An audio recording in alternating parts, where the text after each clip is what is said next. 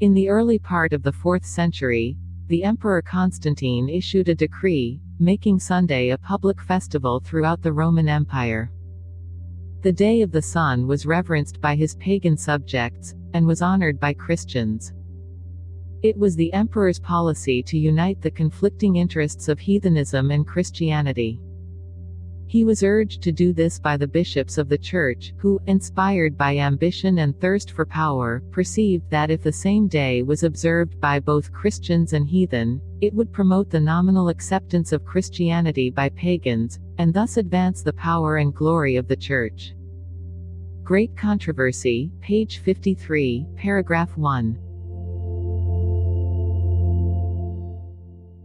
Oke, kita akan lanjut, kita punya bagian ketiga daripada pelajaran seri The Mount of Congregation sesuai dengan Yesaya 14.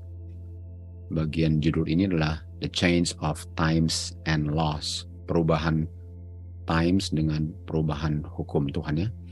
Di Keluaran 32 ayat 5 kita tahu bahwa Harun dengan umat Israel sementara Musa berada di atas bukit Sinai, mereka mengadakan feast dan mereka mempersembahkan persembahan bakaran dan persembahan damai ya di bawah bukit itu, dan mereka duduk dan makan dan minum. Kita tahu feast itu termasuk makan dan minum, eat and drink, sama dengan Kolose 2 ayat 16. Dan kata feast ini di Keluaran 32 ayat 5 Ibraninya 2282, dan kalau kita lihat 2282 itu adalah festival, satu perayaan atau feast ya. Inilah satu festival. Jadi mereka merayakan festival, dan inilah penyembahan berhala, penyembahan lembu emas yang mereka baru bentuk sendiri dengan tangan mereka. Jadi mereka merayakan dia punya feast atau festival di Bukit Sinai, sementara Musa sedang terima 10 hukum di atas bukit. Nah, mari kita lihat ini ya. Di kutipan Great Controversy halaman 53. Pada awal abad keempat, Konstantin membuat undang-undang untuk membuat hari Minggu adalah satu hari festival. Nah, ini kata festival tadi kan kita lihat. Festival adalah feast. Festival. Jadi Konstantin buat, kita tahu Konstantin itu adalah Roma kafir. Dan dia membuat undang-undang, dan undang-undang itu membuat hari Minggu adalah hari festival di seluruh kerajaan Romawinya. Dan hari matahari ini di reverence atau dianggap kudus oleh orang-orang kafir ini, dan juga dihormati oleh orang-orang Kristen. Jadi bukan cuma orang kafir yang menghormati reverence hari ini ya, hari Minggu sebagai hari festival, tapi orang-orang Kristen juga melakukan hal yang sama.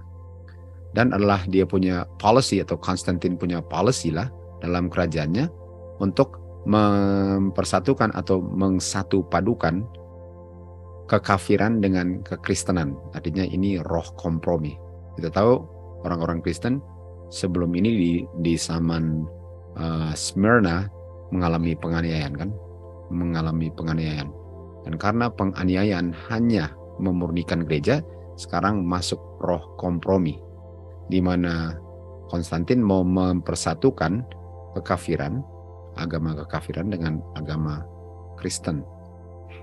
Dia didesak oleh dia punya uskup-uskup gereja untuk melakukan ini, dan uskup-uskup ini sebenarnya melakukannya berdasarkan mereka punya ambisi dan haus kuasa. Di mana mereka lihat kalau hari yang sama itu hari Minggu, hari penyembahan matahari, dipelihara oleh orang-orang Kristen dengan orang-orang kafir, itu akan mempromosikan penerimaan secara nominal kekristenan oleh orang-orang kafir, dan akan memajukan kuasa dan kemuliaan gereja. Artinya supaya seluruhnya menjadi satu dan tidak ada terpecah belah dalam kerajaannya, dibuat persatuan ini. Tapi persatuan ini adalah Kristennya yang kompromi. Kristennya yang harus merendahkan standarnya, sementara ini masih kekafiran. Jadi bukan kekafiran yang menjadi Kristen, tapi sebenarnya Kristen yang menjadi kafir. Sementara orang-orang kafir, mereka punya kekristenan itu adalah nominal, pengakuan. Dan sementara orang-orang Kristen yang takut sama Tuhan, pelan-pelan sekarang mulai menganggap hari Minggu itu ada unsur kekudusannya, karena pelan-pelan kan, waktu demi waktu ganti waktu, zaman ganti zaman, sehingga yang dulu nggak bisa diterima sekarang sudah bisa diterima. Seperti hal-hal yang terjadi sekarang kan, kalau dulu itu nggak pernah bisa diterima, sekarang boleh diterima. Dan itu perlu waktu, pelan-pelan, di mana Kristen selalu harus kompromi. Tapi ada orang-orang yang memelihara hari Sabat, hari ke-7, dan mereka tahu itu hari ke-7, mereka tetap memelihara hari ke-7 sesuai dengan hukum keempat. Jadi ada bagian daripada orang-orang Kristen yang berbakti hari Sabat, dan semua berbakti hari Sabat hari ke-7, tapi sekarang mereka sudah terima hari Minggu ini demi kompromi, karena kita tahu kompromi nampaknya lebih mantap daripada dianiaya kan. Sekarang mereka sudah mulai melihat bahwa apa salahnya sih kalau hari Minggu? Apalagi kalau sudah beberapa generasi berlalu, sehingga generasi yang berlalu ini bilang, apa salahnya, sejak kapan ada salahnya? Padahal itu salahnya bukan main. Jadi kita bisa lihat roh kompromi masuk dalam gereja, yang gereja sekarang sudah mulai luntur, dia punya warna asli. Warna birunya sudah mulai luntur kan. Jadi setan, penipu besar ini, pekerjaannya belum selesai. Dengan kompromi gini belum selesai. Dia mau menyelesaikan persoalan ini dengan mempersatukan orang-orang Kristen di seluruh kerajaannya, dan dia mau menggunakan kuasanya sebagai wakil daripada kuasa yang lebih tinggi, kita tahu. Dan dia sekarang bilang bahwa dia adalah wakil Kristus di bumi. Jadi pertama, hari Minggu sudah dianggap sebagai hari yang kudus. Lalu sekarang dibilang bahwa dia punya wakil gereja ini adalah dia punya pemimpin gereja adalah wakil Kristus di bumi. Dan melalui pengakuan orang-orang kafir yang secara nominal menerima kekristenan, dia punya bishop ini yang ambisi, dan orang-orang dunia yang cinta dunia ini, berhasillah tujuan setan ini.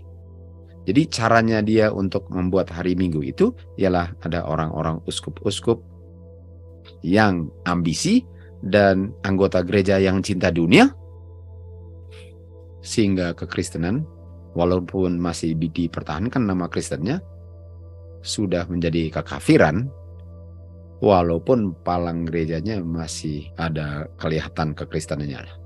Jadi beginilah bagaimana hari Minggu pelan-pelan merubah hari Sabat. Hari pertama pelan-pelan merubah hari ke-7. Dan kita tahu bahwa hari Minggu itu apa tadi? Kalau kita lihat, hari Minggu itu adalah public festival. Jadi feast, sebagaimana kita lihat di Bilangan 28 bahwa hari Sabat itu dengan di Imamat 23 bahwa hari Sabat hari ke-7 adalah feast. Ayat 3 kan? Hari Minggu pun adalah feast. Hari Minggu pun adalah feast, dan kita tahu ini Happy Easter ini. Easter kan kita sudah belajar. Easter adalah Ishtar, Semiramis. Itu yang dimengerti sebagai God, the Holy Ghost. Jadi sebagaimana hari Sabat adalah feast, mereka pun buat hari Minggu adalah feast. Oke, jadi kita lanjut di sini bahwa dia mengadakan satu council, pertemuan antara pembesar-pembesar agama untuk berkumpul dari seluruh dunia. Dan setiap kali mereka mengadakan pertemuan itu, hari Sabat pelan-pelan tambah ditindis, dan hari Minggu tambah lama, tambah disanjung dan tambah disanjung. Jadi dalam jangka waktu yang tertentu, hari Sabat sudah disembunyikan dari kepentingan dan kekudusannya. Sekarang hari Minggu lah yang dibesarkan. Itu sebabnya jangan pernah kompromi sedikit pun. Karena kehancuran itu mulainya dengan sedikit. Sedikit demi sedikit menjadi bukit.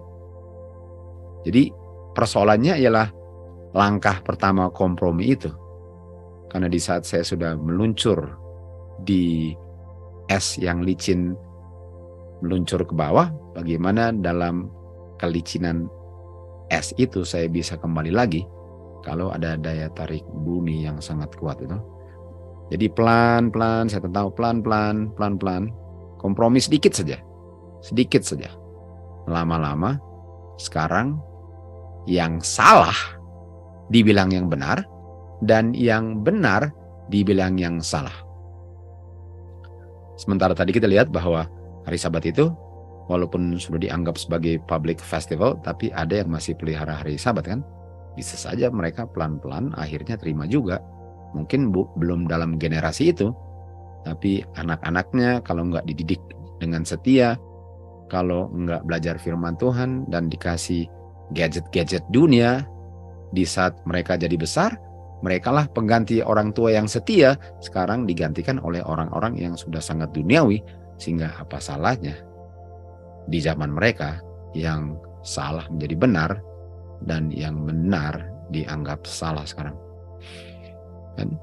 Jadi di mana hari Sabat berdasarkan Alkitab itu sekarang dibilang, oh itu adalah kebiasaan orang Yahudi. Dan orang Yahudi itulah yang mengakukan Tuhan Yesus. Dan karena kita nggak senang orang Yahudi memakukan Tuhan Yesus, kita juga mau buang dia punya hari Sabat. Nah, orang Yahudi memang nggak baik ya dalam hal penerimaan Tuhan Yesus atau penolakannya, tapi bukan berarti bahwa hari Sabatnya mereka itu salah.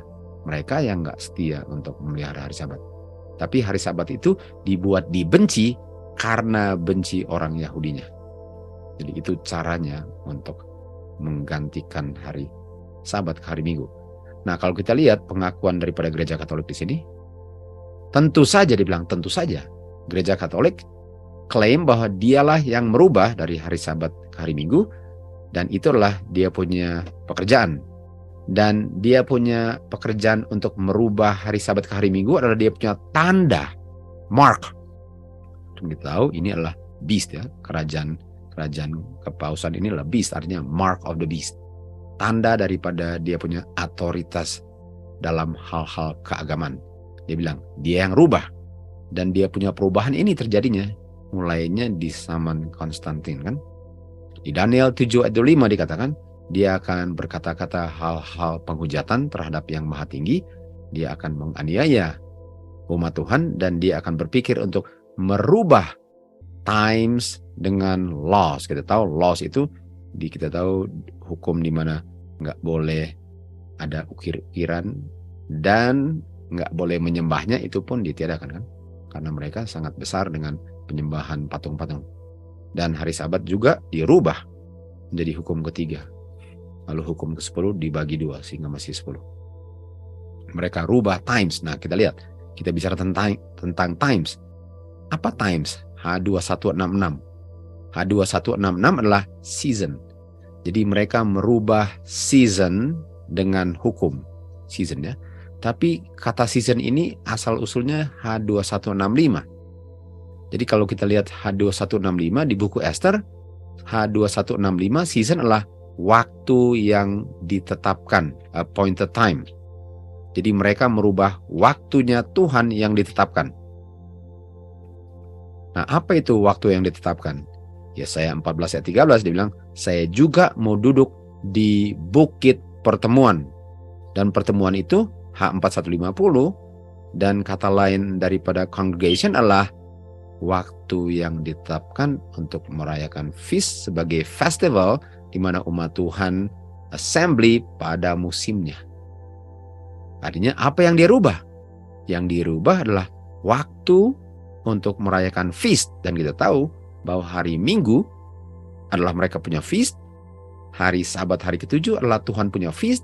Artinya waktu mereka rubah waktu feast, mereka merubah hari Sabat hari ketujuh ke hari Minggu hari pertama. Karena hari Sabat adalah feast, dan itu termasuk hukum. Dan hari Minggu mereka buat adalah public festival atau feast. Jadi mereka mengaku bahwa mereka yang merubah times and laws. Makanya kita nggak bisa merayakan mereka punya Christmas, kita nggak bisa merayakan mereka punya Easter, kan kita sudah belajar kemarin. Karena itu adalah perubahan daripada Tuhan punya feast dengan festival. Dan kalau saya rayakan mereka punya feast, khususnya yang namanya Easter, itu selalu dirayakan pada hari Minggu, kita belajar kemarin. Selalu pada hari Minggu. Dan hari Minggu itu adalah hari matahari, dan itu adalah public festival, itu adalah feast. Dan artinya hari Minggu itu adalah feast. Jadi kalau saya tolak hari Sabat sebagai hari feast, artinya hari Minggu lah hari feastnya yang saya terima kalau saya tolak hari Sabat adalah hari feast. Walaupun saya nggak sadar waktu saya lakukan itu.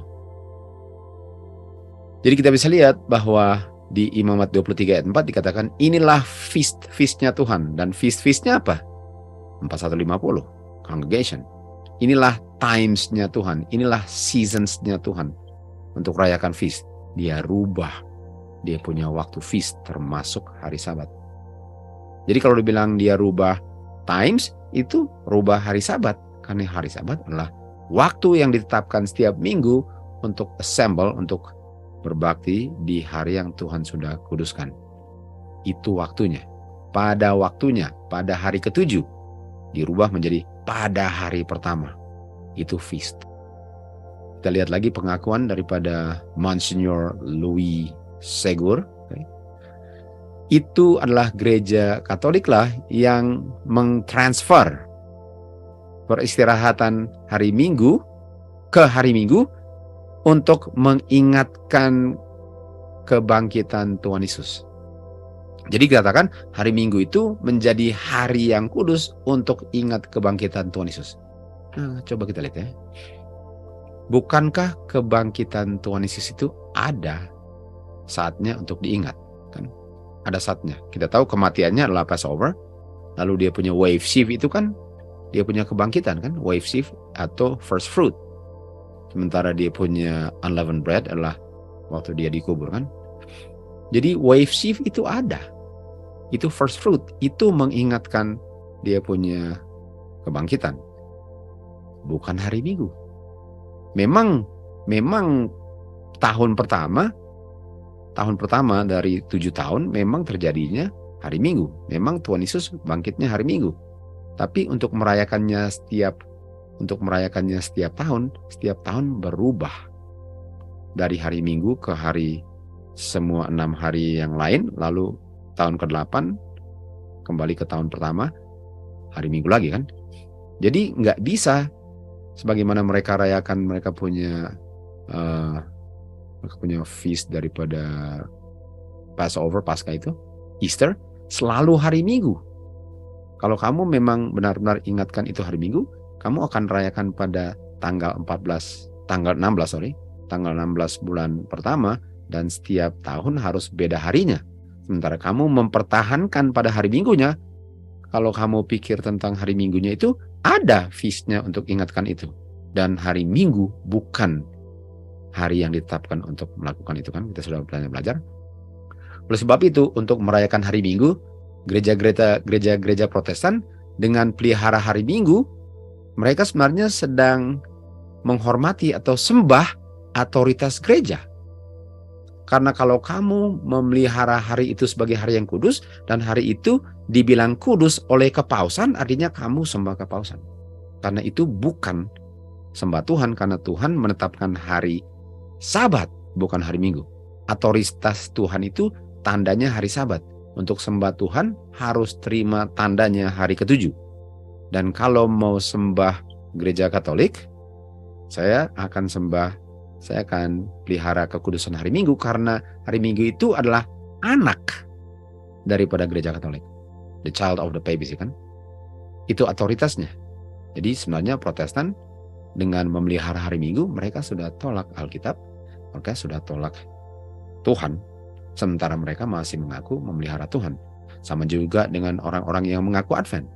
Bilang hari Sabat, tapi mereka tolak feast, sementara hari Sabat itu adalah feast. Dan feast itu dirubah menjadi hari Minggu dan itu namanya Paskah. Sementara ada juga orang-orang Advent yang merayakan Paskah dan Christmas. Dan hari Sabatnya nggak dibilang feast dan dibilang feast sudah dipakukan ke kayu salib. Jadi itu sudah dua kaki sebenarnya sudah pindah, tapi dia pikir saja dia masih di hari ke-7 kan. Dan kita lihat di sini di Great Controversy, orang-orang Protestan sekarang mendesak bahwa kebangkitan Tuhan Yesus itu pada hari Minggu membuat hari itu menjadi hari Sabat. Tunggu, Tuhan Yesus nggak pernah di Alkitab bilang bahwa hari Minggu sudah menggantikan hari ke-7.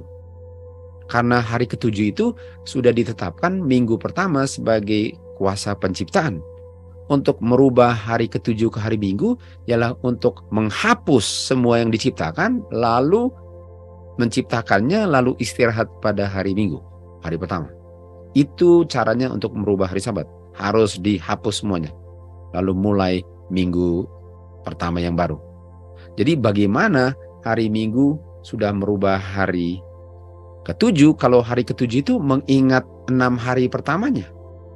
Jadi kalau diganti ke hari Minggu, apa yang diingat lagi? Nggak bisa. Sama dengan orang lahirnya tanggal 3 lah. Lalu dibilang tanggal 4. Bagaimana dia bisa lahir tanggal 4 kalau dia lahirnya tanggal 3? Apakah dia harus masuk kandungan ibu lagi? Lalu make sure keluarnya tanggal 4? Demikian juga hari Minggu nggak bisa menggantikan hari Sabat. Hari pertama nggak bisa menggantikan hari ke-7. Sebagaimana orang yang lahirnya tanggal 3 nggak bisa sekarang dibilang lahirnya tanggal 4. Memang nggak ada bukti Alkitab di sini. Tidak ada daripada rasul-rasul, murid-murid Tuhan Yesus yang memberi kehormatan bagi hari Minggu. Pemeliharaan hari Minggu adalah institusi Kristen, adalah institusi Kristen yang asal-usulnya dengan mystery of iniquity atau lawlessness atau man of sin. Mulainya di situ. Mystery, kita tahu kata mystery kan. Dan lawlessness adalah iniquity. Artinya mystery, lawlessness artinya enggak tunduk kepada hukum Tuhan. Dan Rasul Paulus bilang pekerjaan itu sudah mulai. Kalau dikatakan di sini, Great Controversy bilang, di mana dan kapan Tuhan mengadopsi hari Minggu ini? Anak Paus ini kan, the child of papacy. Kapan Tuhan bilang, oh iya ganti hari Minggu? Apa alasan yang bisa dipertanggungjawabkan untuk merubah apa yang tidak disahkan oleh Alkitab? Jadi bagaimana kamu bisa rubah sedangkan Alkitab nggak pernah bilang bahwa hari itu dirubah? Dan mereka akui lagi di sini di Catholic Record of London, hari Minggu adalah tanda otoritas. Kalau dibilang ini, di sini dikatakan bahwa nggak ada otoritas gereja untuk merubahnya. Gereja di atas Alkitab. Artinya kita merubahnya bukan berdasarkan Alkitab, karena kita melebihi otoritas Alkitab. Kita nggak butuhkan Alkitab, kita lebih tinggi dari Alkitab. Jadi untuk orang Protestan berbakti hari Minggu, artinya mereka tolak Alkitab sebagai mereka punya otoritas dan mengaku bahwa gereja Katolik, kepausanlah otoritas tertinggi mereka. Di abad ke-6, kepausan menjadi sangat established. Kedudukan kuasanya di kota imperial itu, dan uskup-uskup Roma menyatakan bahwa dialah kepala daripada gereja, kepausan. Kekafiran sekarang digantikan dengan kepausan. Naga sekarang berikan beast kuasanya, kedudukannya dan otoritas besarnya. Wahyu 13 ayat 2. Dan sekarang mulailah penganiayaan selama 1260 tahun di bawah kekuasaan kepausan yang sudah dinubuatkan di nubuatan Daniel dan Wahyu. Daniel 7:5 dan Wahyu 13 ayat 5-7. Sekarang orang-orang Kristen harus bersembunyi atau harus pilih untuk mau tunduk kepada kepausan punya ceremonies, festival dengan worship, atau kalau kamu mau tolak kita punya feast dengan kita punya hari worship, kamu harus mati di gua-gua, menderita kematian dibakar atau dipenggal kepala kamu. Kalau kamu tolak, kamu akan mati dengan berbagai macam cara pembunuhannya. Karena kamu nggak mau terima kita punya ceremonies atau festival feast yang kita tetapkan atau sembah. Kita tahu ini adalah kuasa dragon, kuasa setan. Setan selalu menggunakan, pertama dia gunakan bribe. Dia mau bribe itu apa bahasa Indonesianya? Dia mau sogok, kompromi, dan kalau enggak dia aniaya. Sekarang dipenuhilah, digenapilah perkataan Kristus, kamu akan dianiaya oleh orang tua kamu, saudara kamu punya saudara, kamu punya teman, dan mereka akan mengkhianati kamu, di mana kamu akan mati dibunuh. Kamu akan dibunuh oleh karena Kristus punya karakter. Ini terjadinya di 1260 dan akan terulang kembali. Lukas 21. Penganiayaan secara terbuka terhadap orang-orang yang setia sangatlah furious, sangatlah kejam terhadap umat Tuhan yang dulu kali ini ya. Di zaman 1260. Dan dunia ini menjadi tempat pertempuran dan tumpah darah. Karena mereka tidak mau terima mereka punya times and laws. Karena nggak mau sembah mereka punya God. Ini penganiayaannya. Dan ini akan terulang kembali, kita tahu. Untuk beratus-ratus tahun gerejanya Kristus harus cari tempat untuk persembunyian mereka di gunung-gunung dan di tempat-tempat yang sangat tidak dikenal, atau tempat-tempat di tempat-tempat sudut-sudut bumi di mana, di gunung kita tahu, di Waldensia kan, mereka sembunyi di sana dan dikejar pun dan dibunuh pun ada yang di sana kan, hanya karena mereka tolak times and laws. Wanita-wanita gereja ini, kita tahu gereja wanita di Wahyu 12 lari ke padang belantara, ini wilderness kan, di tempat yang tandus, di mana Tuhan mempersiapkan tempat bagi mereka, sehingga mereka diberikan makan untuk 1260 tahun. Wahyu 12 ayat 6. Ini kenapa? Inilah yang terjadi di saat times and laws-nya sudah di-establish, yang gereja punya di-establish oleh pemerintahan. Barang siapa yang tidak mau mengikutinya, inilah hasilnya. Itu sebabnya Tuhan bilang keluar dari kota. Apa yang sudah mau terjadi ini harus membuat umat Tuhan keluar dari kota. Naiknya gereja Roma untuk menerima kuasanya adalah tanda di mana mulainya lah masa kegelapan. Di saat kuasanya bertambah-tambah, kegelapan tambah gelap. Iman kepada Kristus sekarang iman kepada Paus. Bukannya percaya Tuhan Yesus untuk mengampuni dosa dan keselamatan kekal, sekarang mereka lihat pengampunan dosa dan kehidupan kekal, mereka lihatnya kepada kepausan. Imam-imam dan uskup-uskup diberikan otoritas. Mereka diajarkan bahwa pauslah perantara dunia ini, dan hanya melalui dialah kamu bisa mendekati Tuhan, God. Dialah yang berdiri di tempatnya God. Dan kamu harus menurut apa saja yang keluar dari mulutnya. Kalau kamu tidak mau menuruti ini, kamu akan dipunish. Kamu punya tubuh dibinasakan dan kamu punya jiwa kehilangan kehidupan kekal. Sudah bisa lihat. Di 2 Tesalonika 2:3 dikatakan, pertama terjadi kemurtatan. Kemurtatan ialah apa? Gereja yang murni, kompromi di zaman Pergamos, sekarang mereka sudah terima adat istiadat.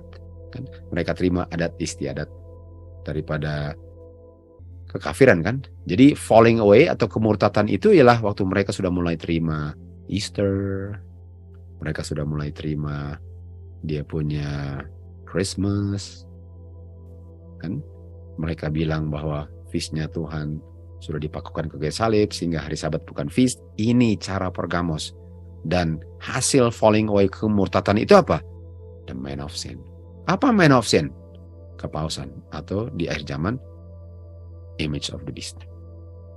2 Tesalonika 2 ayat 4. Barang siapa dan dia menentang dan meninggikan dirinya di atas God, dia mau disembah sebagai God, dia duduk di temple of God dan dia bilang dia God. Lihat dia punya temple, dan kita bisa lihat dia punya ada statue kan di belakang ini. Sudah bisa lihat kan, itu sudah pasti bukan Roh Kudus, bukan Roh Tuhan. Dan siapa di bawahnya? Tahtanya siapa? Dia duduk di temple of God. Dia bilang dia God. Yesaya 14 ayat 3 lalu bilang apa? Saya akan duduk juga di Mount of Congregation. Saya akan duduk di Gunung Feast. Saya akan bikin saya punya feast. Hari Minggu dia punya feast di sebelah utara. Jadi kita sudah bisa lihat apa yang terjadi sekarang, bagaimana terjadi kemurtatan dalam gereja, di mana mereka sudah mulai mengadopsi kebiasaan-kebiasaan seremonis dan sudah menerima dia punya trinitas. Itu adalah falling away, kemurtatan. Dan sedikit lagi apa? Man of sin dalam bentuk image of the beast. Dan apa ini semua namanya? Yohanes 10 ayat 33. Orang Yahudi bilang, kamu menghujat, blasphemy. Kenapa? Karena kamu manusia, kamu bilang God. Ini ya, man of sin, blasphemy. Dia bilang dia God, sementara dia manusia. Jadi inilah tanda-tanda akhir zaman yang kita harus tahu, bahwa kalau kita lihat ini, sudah mau muncul dia punya man of sin, punya spirit of antichrist di akhir zaman, yang akan diungkapkan melalui the image of beast. Sudah tidak lama lagi, saudara. Inilah tanda-tanda akhir zaman yang menunjukkan bahwa sudah mau tutup pintu, dan Kristus sudah mau datang untuk menjemput orang yang bertahan sampai tutup pintu imannya, bergantung hidupnya sepenuhnya kepada Kristus. Inilah yang ditunggu-tunggu sebelum tutup pintu. Kristus ada umatnya, dan umatnya mempelajari firman Tuhan, mengutamakan firman Tuhan lebih dari segala-galanya. Dan itulah yang akan tembus di time of trouble. Semoga kita kedapatan setia sampai mati sekalipun. Karena tujuan kita nggak bisa dibatalkan oleh kematian. Karena Kristus bilang kepada Marta, akulah kebangkitan.